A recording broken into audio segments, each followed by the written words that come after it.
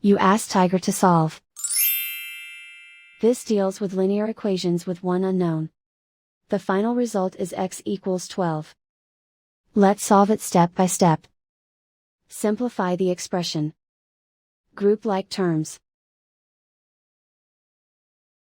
Simplify the arithmetic. Group all constants on the right side of the equation.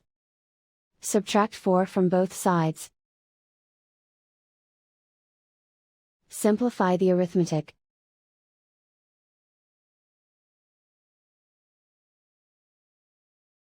Isolate the x. Divide both sides by 8.